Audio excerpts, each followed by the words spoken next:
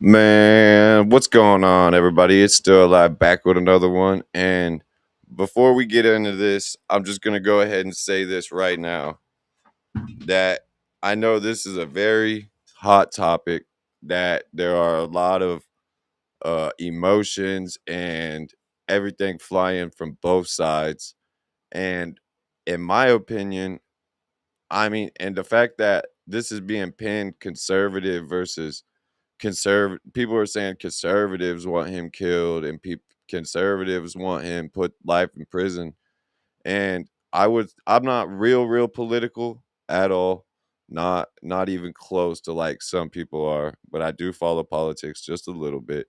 I don't get online and talk about politics, but I would say that I align myself a little bit more with conservative values, just to a point. But I would also say that this is self-defense, in my opinion. And people are always bringing up the fact that hold on, let me check my mic.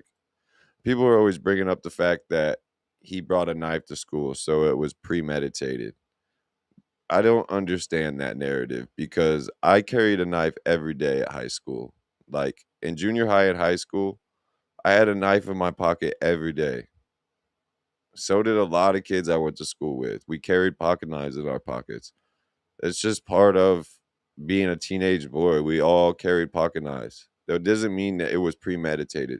And I keep seeing people saying it was a 5-inch blade. It was a 5-inch blade. No, it was a 5-inch knife. The blade was 3 inches. The other part of the knife was 2 inches, which is what a pocket knife or something like that. It was about 5 inches altogether. So two and a half, two and a half. It was not a 5-inch blade to where it's considered a concealed weapon.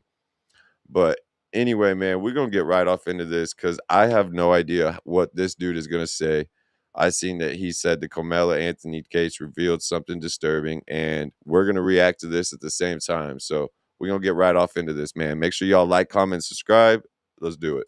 Concluded the highly publicized and polarized trial of Carmelo Anthony when a jury found him unanimously guilty of murdering Austin Metcalf. Now, I refrained from making a video about this topic because I didn't want to speculate on the facts or sensationalize the tragic death of a 17-year-old. But now that all the evidence has been presented and the jury rendered their final verdict, I'm going to give my completely unabridged opinion on this entire case. And I'm eager to see your guys' opinions down in the Yeah. comments below. Also, yeah, I want to know your guys' opinions too. Because I haven't seen the videos that the jury's seen.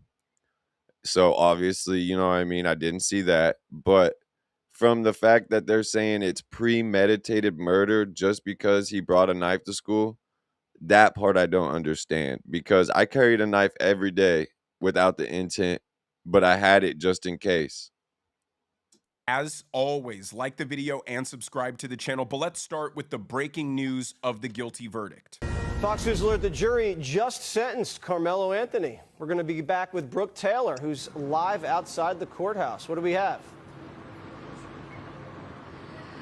Hi, Jesse. Some pretty breaking news to give you right now. The jury has sentenced Carmelo Anthony to 35 years behind bars after finding him guilty of murder. I'm told that he is eligible for parole after he serves half his time. The jury had the option to give him as much as 99 years behind bars. But again, they have chosen to give him 35 years. And I do want to mention, we showed you those protests, a bunch of supporters out here. They've erupted again. Pretty shocking. This is a direct quote. I just heard one supporter say, quote, "Those twins," meaning the victim and his twin brother who were there at the time, are, quote, "domestic racist terrorists." So pretty unbelievable, Jesse. Now, I assume most people are caught up with the details of this case, but if you're unfamiliar with it, let me speed run it for you. Carmelo Anthony was sitting underneath another school's tent at a track meet when he was asked. See, he didn't put all the context into this. During a rain delay when it was raining, so everybody was running to tents trying to stay dry. He didn't run to his tent because it was raining, so he ran to a tent trying to stay dry. over 15 times to leave and refused. At that point, due to the awkward and tense situation being created, Austin Metcalf approached Karmelo Anthony asking him to leave, to which he also refused. This is where Karmelo began to escalate the situation. He was refusing because it was pouring down rain and he was trying to stay dry. By daring Austin Metcalf to move him, and he wasn't daring him. He just said, because they were getting up in his face and they were saying, he kept saying, "Don't touch me, don't touch me, don't touch me, don't touch me, find out what happens." That's not daring somebody. That's saying, "Don't touch me, I don't want to be in an altercation." telling him, "Touch me and see what happens." At this point, Karmelo slides his backpack between his legs, puts his hand inside the backpack, and continues to dare Austin to touch him. Then Austin shoves Karmelo, and by As soon as you put your hands on somebody, I have the right to defend myself. all witness accounts, it was between a hard and a light push. So let's just play devil's advocate and say it was a solid push from a 6-foot young man. And as I understand, Karmelo recovered and got up from the shove while simultaneously stabbing Austin Metcalf. Self-defense. Directly in the heart. He tossed the knife, ran from the tent, and was subsequently apprehended by police. While in police custody, the officer who apprehended him radioed that he had the alleged suspect, to which Karmelo blatantly replied, "Not allegedly." Yeah, he's just saying that I'm not allegedly the suspect. I did it. I did it in he didn't say I did it in self-defense, but he's saying I'm not the alleged suspect. I am the suspect. I did it. He should have just shut up and talked to his lawyer, but he was the suspect. He wasn't the alleged suspect. He was the suspect. That doesn't mean that he killed him in cold blood and premeditated murder. It was still self-defense. I did it. Now, if I missed any details regarding the facts of the case, please let me know down in the comments. But what I want to talk about in this video goes deeper than just the facts of the case. I want to talk about the astonishing level of racial tribalism, the gross perversion of self-defense, and the complete rejection of accountability emulating from the side supporting Karmelo Anthony. The first thing I want to touch on is the jury selection. The side that supports Karmelo was absolutely irate that no black people were selected to be on the jury. Yeah, that's wrong. I'm sorry. That's wrong. It's a jury of your peers. Not that wasn't as a white person, I wouldn't be upset about that because that's a jury of my peers. But as a black man, that's not a jury of his peers. Even though the potential black jurors were disqualified for saying they couldn't put Karmelo Anthony in jail because they saw him as a child, or they didn't want to put another young black man behind bars, revealing they were both unwilling and unequipped to issue an objective verdict based on the merits of. But the same jurors that were elected were unable to unbiasedly look at the evidence and see that it was self-defense. As soon as you put your hands on somebody, you have the right to defend yourself.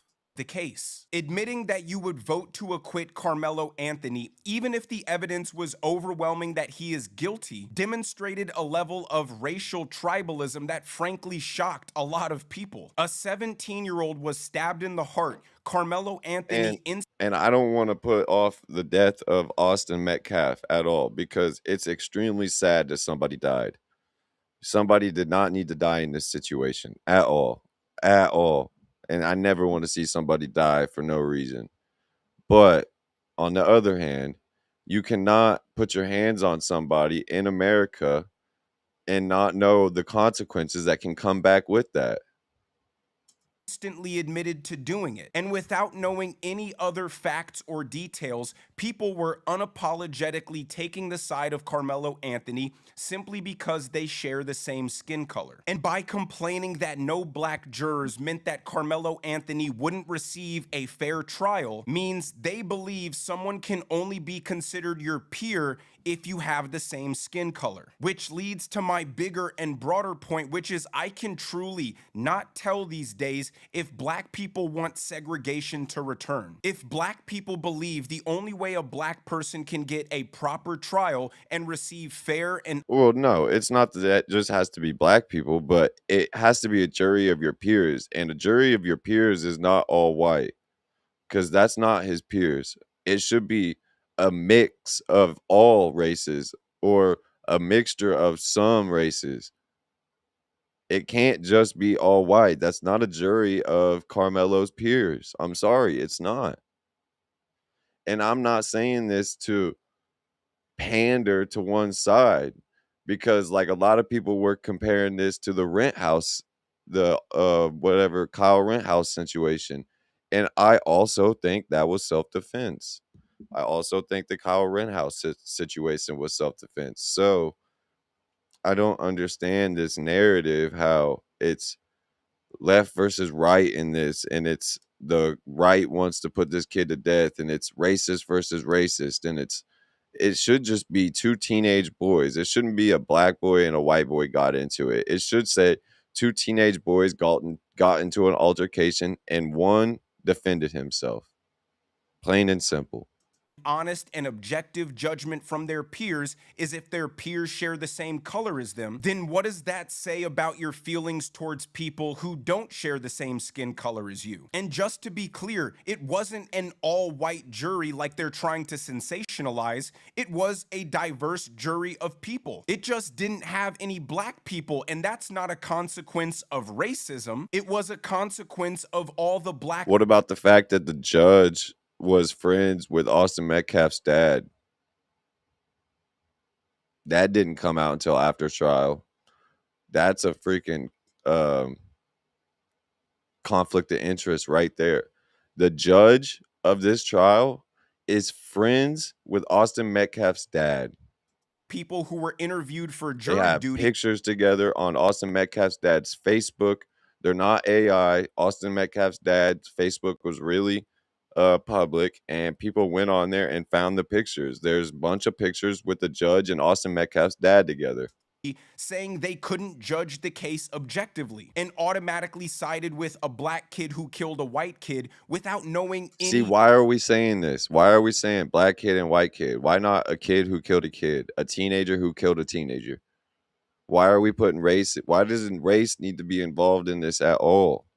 Details regarding the case. And that's what perplexes me. If you truly don't see people of other races as your countrymen, as your peers, and you want black only spaces, black only dormitories, black only graduations, black only juries, that doesn't. Nobody's asking for black only juries. They just want a jury of his peers. Sound like the integrated colorblind society the entire civil rights movement was supposed to be about. A jury of your peers is one of the most important parts of our legal system. It implies we share the same values, we share the same culture, we share the same religion, and thus have a mutual expectation to hold each other accountable. We don't have to share the same religion. That's the one thing I don't agree on. I mean, I believe in God and the Bible, but I don't go to church because I don't believe in, like, I think the Catholic Church has too much baggage and has too much has went wrong with the Catholic Church. But I don't think we all need to share the same religion to be a jury of our peers. But everything else, yes. But it seems like the point of contention from the side supporting Karmelo Anthony is that they weren't interested in objective fairness. They wanted black people on the jury so Karmelo could get automatically acquitted. And that brings me to the second big point of this trial, the unnecessary racialization. This was made into a racial side or a racial thing by both sides, not one. Even you, as you're saying, you're trying to sit here and be unbiased. You're making this racial by saying a black kid killed a white kid. That's making it racial. Instead of saying a teenage boy killed a teenage boy in self-defense, or just saying a teenage boy killed a teenage boy, you're saying a black boy or a black kid killed a white kid. That's making it racial right there alone. Both sides are making it racial. And I think that's where the whole thing went wrong. As soon as both sides tried to make it racial.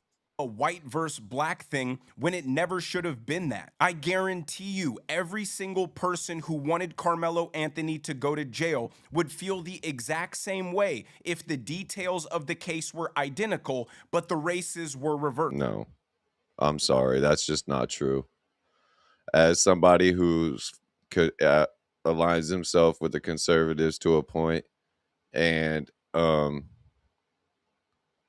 sees what's going on here, it's not true. Because everybody is making it a race thing. Everybody. If you go to the comments, it's overwhelmingly, oh, he's chimping out, or he's doing this, or he's doing that. Like, it's a 100% a race thing, and it's disgusting. It's honestly the most disgusting shit I've seen in a long, long fucking time. But we know the supporters of Karmelo Anthony wouldn't be consistent. If Karmelo Anthony was the one who died and Austin Metcalf was on trial for murder, they'd be screaming to lock him up. And we'd be agreeing with them because the issue was flagrant murder, not a race issue. It only became a race issue when Karmelo Anthony raised over $500,000 for murdering another person with no evidence to prove it was self-defense. What? No evidence to prove it was self-defense? You just yourself just said that the kid Austin put his hands on him. You yourself just said that Austin put his hands on Karmelo. So how is there no evidence that this was self-defense? Like, what are we trying to say here? That, like, when somebody puts their hands on you, that you can't defend yourself? Because in America, I thought we had the right to the Second Amendment and to self-defense. And I know this wasn't a gun, but in America, we have the right to defend ourselves. If I feel that my life is in danger and he was outnumbered and got pushed in that point in time, he probably felt like his life was in danger and he defended himself. It was clear and obvious. How was this any different than Kyle Rittenhouse's family raising $1 million for their defense, or 500,000 or whatever it was? I believe that was self-defense too. I believe that Kyle Rittenhouse killed those two people in self-defense. I'm not saying that. I believe that was self-defense, and I also believe that the Carmelo Anthony situation was self-defense. And support for the killing of a white boy. And when more details... See, he keeps making it racial. At the same time as he's saying that it should never be racial, he keeps saying white boy and black boy. Started to emerge, it became abundantly clear that this was a situation of disproportionate violence being used. And rational people connecting the dots that this kind of disproportionate violence is a huge problem with black teenagers. Which it is. Like, it's not even a question. Yeah, there's a lot of black on black violence. I'm not going to sit here and argue about that at all. I'm not going to argue that. But in this situation, this is not that. Like, I know so many black local politicians, community activists, anti-gun advocates who profusely complain about the gun violence problem in the black community that is perpetrated by teenagers. They'll say, we need to stop the shooting. We need to stop the reckless violence. Too many 14 and 15-year-olds are dying at the hands of one another. All facts. But when other people echo that exact same sentiment, they ignore it, pretend it doesn't exist, and even get offended by the premise. Like, I love talking with the old heads at the barbershop that I go to, 50, 60-year-old black men. And all I ever hear is them complaining about and condemning young niggas. Every person who is in or has ties to the black community will all admit that the young teenagers have a serious violence problem. But they never mobilize or protest to express their dissatisfaction when some 15-year-old shoots and kills a 16-year-old. But the moment one of the people in the altercation isn't black, they mobilize and unify and support the black person regardless if he's innocent or guilty. And the rest of the country sees this. Because they seen instantly that the other side made it racial. I'm not even going to sit here and lie. Like, the Carmelo's defense side did not make this racial first. Let's be honest with this. It was the other side that made this racial first. saying that, oh, he needs to be locked up, hang him. I've seen so many posts saying hang him before, like as soon as the day that it happened, people were saying hang him. They made it racial, like the other side made it racial first. So let's be honest with that. How there's no outrage and uproar when So there was outrage and uproar into his defense because it was clear self-defense. random 2-year-old girl gets shot in a drive-by, and apparently I agree that there needs to be outrage and uproar when there's other violence too. the only time black people can collectively come together is when it's time to express their dissatisfaction and dislike of another racial group. Like, just take a look at one of the protesters outside the courthouse yesterday after Karmelo's guilty verdict was read. The judge as well in this case said it was not a case about race, but you cannot deny that just the facts of the case and what we've seen play out since then and what we're watch happening now is because the defendant is black, the victim is white, and that's the bottom line. But again, this is what I alluded to when I said this has brought out what's bubbling right beneath the surface. Yeah, see, this isn't helping either side. What's going on outside of the trial isn't helping, though. I'm going to be honest. It's not helping either side. Both sides are acting ridiculous. We got Jake Lang's dumbass out there fucking saying hateful ass shit. And we got people on Karmelo's side saying shit like this and jumping around, yelling. So neither side is helping in this. Helping in this aspect. Like, Chevy drivers need a truck that shows up the same way they to be sympathetic. Right beneath the surface.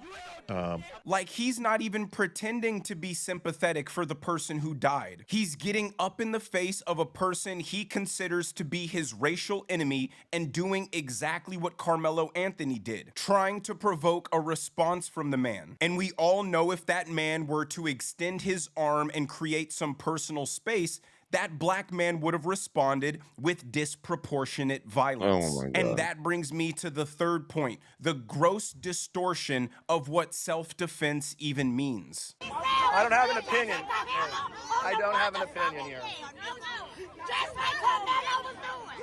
I'm glad you just said that. That's what Karmelo was. See, this isn't helping anybody. Getting out and yelling like this and shit is not helping either side. Protecting his motherfucking self. I legally carry a firearm, and the first thing you're taught is there are about 1,000 different things you're supposed to do before you shoot somebody. Because This shouldn't be the case. I talked about this in the other video. There's way too many laws around how you can defend yourself. Like in Illinois, if you wake up and somebody has broke into your house and you run out into your living room, but they're running away from you and their back is towards you, you can't shoot them because they're running away from you, even though they're in your house. You can't use self-defense in that situation. That's bullshit. There's way too many laws and way too many rules around how you can do self-defense. If somebody is on your property and you have told them to leave or they are breaking into your property, you should be able to shoot them. Whether they are running away or not, if they are on your property, you should be able to use self-defense if they're breaking in or something like that. I'm not saying that just because somebody's on your front yard, you can shoot them for no reason. That's not what I'm saying. And again, if somebody puts their hands on you, you should be able to use self-defense. self-defense, especially deadly self-defense, has a clear defined high hurdle that must be met. And I've been so disappointed and disheartened to see the reaction from the side supporting Karmelo Anthony believe that a push or a shove is a justification for deadly violence. When you're outnumbered, a push quickly quickly escalates to being jumped or being hit and being, you know what I mean? Like a push is the start of a fight. Usually the first thing that happens in a fight is a push. Somebody pushes somebody. So of course that is reason to use self-defense. Like, I'm sure literally every man has experienced a pushing and shoving match with somebody before. And the idea that people believe that is cause to escalate a situation to deadly violence is astonishing. Don't put They your hands on literally me. believe stabbing somebody in the heart as a response to a shove is legitimate self-defense. If Austin kept his hands to If you're not, but he was also, you're not putting all the facts into context here. It wasn't just one person though.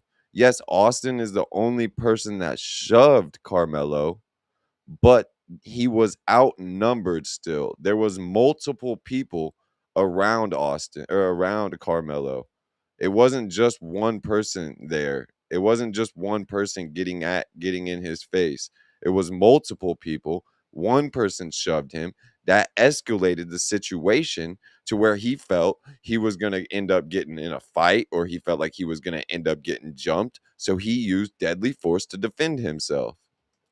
himself, then he'd still be alive. And let me be clear, if it was a black kid that shoved a white kid and the white kid responded by stabbing the black kid in the chest, I would support him going to jail. I won't.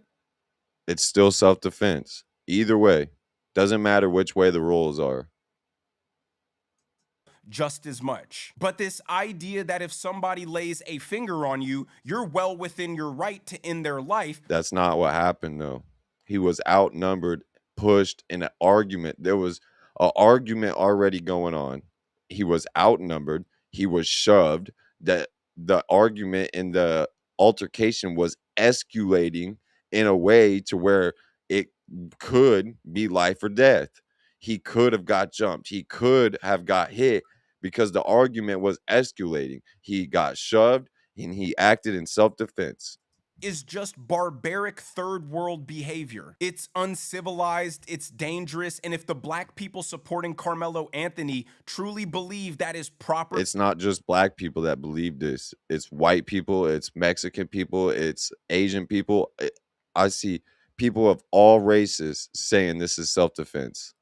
Behavior, well, don't be expected when the rest of the races who don't believe that's proper behavior don't want to be around you. If you're advertising to the world that you're willing to murder over the most petty shit, people are going to start doing the calculation in their head if even being associated with your kind is worth the risk. Like, dude, boys push and shove, boys fight, boys wrestle. I'm not saying it's good or it's right or even that Austin Metcalf should have pushed. Yeah, if it's one-on-one, that's one thing, but he was outnumbered.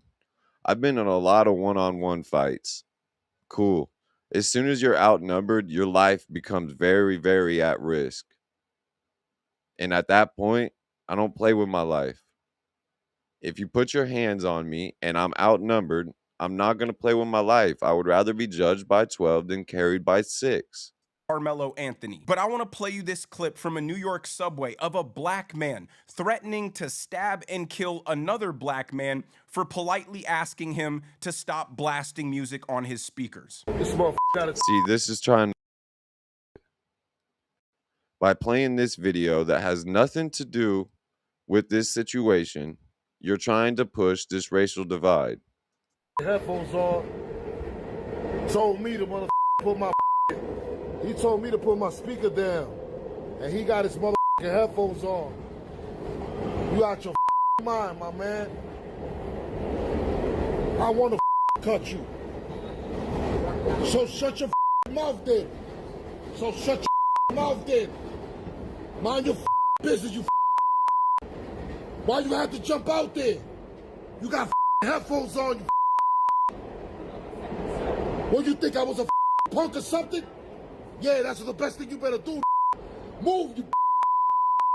Hey, did you know you might get a big cash pay? I've seen white people freak out for this little shit like this too. See, so like, this is just trying to push a racial divide for no reason. And it only takes. I played that to preface my final point, which is the how dare you tell me what to do mentality. This White people do the same shit. I've seen white people freak out for the same type of shit. How the fuck you gonna tell me what to do? I've seen white people freak out for the same shit. Come on now, bro. Stop trying to push this narrative, man. This isn't helping nothing. It's only dividing us worse. I got black friends, I got Mexican friends, I got white friends. And this is not bringing us together at all. Is what prompted Carmelo Anthony to stay in a tent that he didn't belong in. It was raining. Even after being asked nicely over 15 times to please leave. I never ran track, but from what I understand, these team tents are where people keep their belongings, their equipment, their electronics, their wallets. So It it's was very raining. reasonable that you don't want random strangers in there with your unattended belongings. They weren't unattended. There was all the other players and coaches were in that tent also with their belongings, while Austin was in there with his belongings because it was raining. He was trying to stay dry. But black people in mass have adopted this toxic mentality. And if you're a black person, I know you've heard somebody say this. We are not our ancestors. And the implication behind that statement is our ancestors were a bunch of submissive cowards who did whatever the white man said. So now that we're free, we reject any virtues that make us feel submissive or like a coward. Basically, adhering to social norms, having respect for Okay, I can see there being some validity in what he's saying right there. The part where they're saying we are not our ancestors. So I can see some validity in what he's saying right there. Authority, following Some direction, having factual evidence, consideration. you know what I mean? Some fact, or like some real life God, what am I trying to say here? Like I can just see what he's saying as could be true, you know what I mean? For others is tantamount to being a slave. So anytime someone does something that invokes that feeling of this person thinks I'm their slave, black people feel like their ego, their dignity, their personhood is being attacked. See, I feel like he's taking it a little far though. Like I don't feel like it's that. I don't know, maybe, man.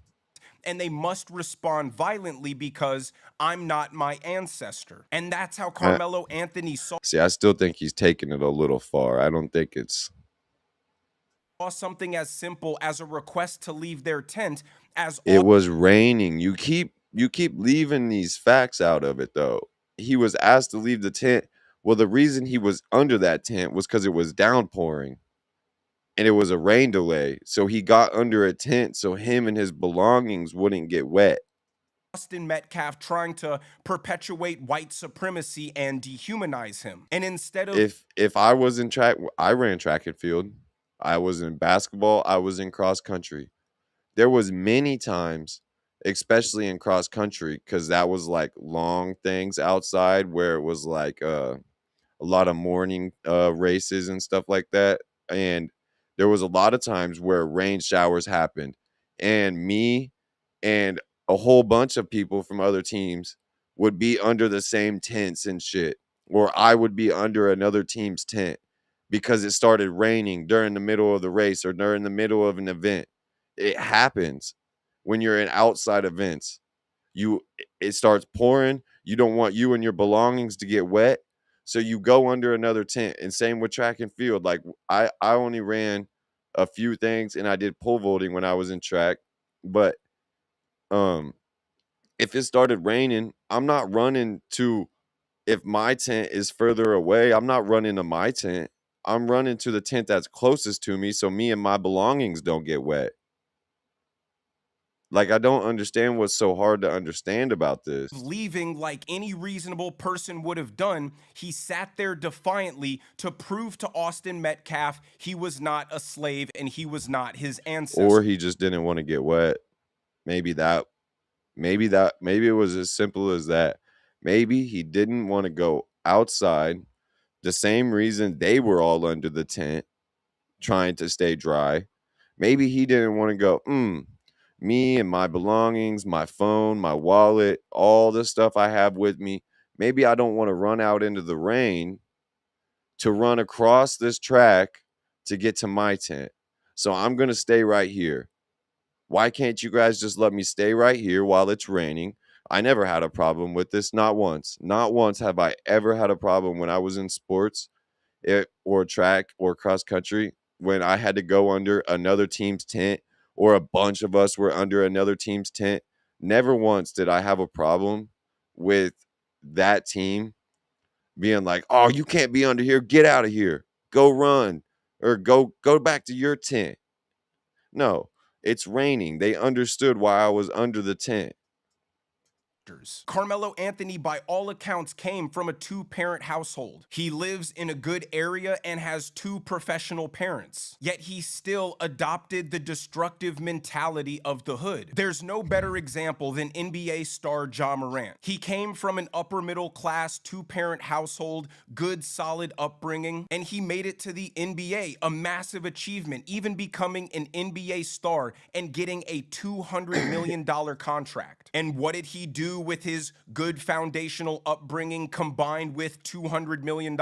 He pretended to play gangster and employed his friends to pull up in an SUV outside of an NBA arena and point guns with laser beams down the tunnel at the opposing NBA team's players simply because they got into a mild argument on the court. It's a limiting and toxic mindset that develops resentment for society and resentment for anybody who appears to even be part of that society. That's why they call black people who don't believe it's justified to stab somebody over being pushed coons, sellouts, Uncle Toms, begging for white approval, because in their mind there's See, I don't think that's another thing that I think needs to stop. I think this racial naming and racial calling of names just because somebody agrees with one thing or agrees with the other, like it's insane.